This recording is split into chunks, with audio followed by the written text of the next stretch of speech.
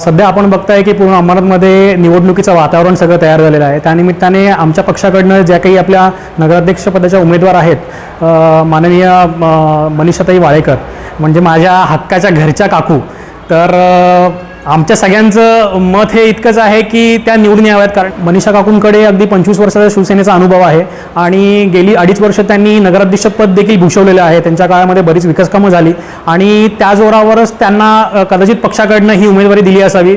तर माझं एवढंच सांगणं आहे तुमच्या माध्यमातून संपूर्ण अंबरनाथमधल्या नागरिकांना की तुम्ही आमच्या या नगराध्यक्षपदाच्या उमेदवारांना अगदी भरघोस मताने निवडून द्या आणि त्यांचा विजय हा निश्चित झालेलाच आहे। आज तुम्ही बघितलं असेल की एवढी मोठी गर्दी जमा झाली होती आणि सगळ्या नागरिकांनी देखील पाठिंबा जाहीर केलेला आहे पूर्णपणे। ॲक्च्युली आमच्या प्रभागामध्ये समस्या अशा अगदी बोटावर मोजण्याइतक्या आहेत, कारण की त्या स्वतः नगराध्यक्ष असताना त्यांच्या काळामध्ये बरेच रस्ते सिमेंट कॉन्क्रिटीकरणाचे झालेले आहेत। त्याचप्रमाणे बाजूला देखील आमच्याकडे नेहरू गार्डन झालं आहे, तसं साई सेक्शनमध्ये आमच्याकडे अटल उद्यानाचं देखील आपण आत्ता मागे आपल्या खासदारांच्या थ्रू नारळ देखील फोडलेला आहे।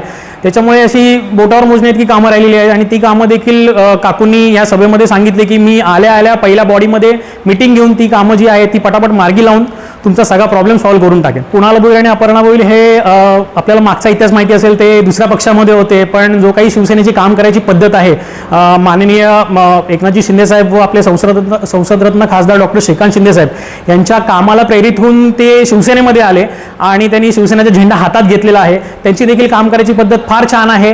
गेली बरीच वर्ष त्यांनी ह्या प्रभागामध्ये अगदी म्हणजे खांद्याला खांदा लावून लोकांची मदत केलेली आहे। कोविड काळात देखील त्यांनी बरीच मदत केलेली आहे।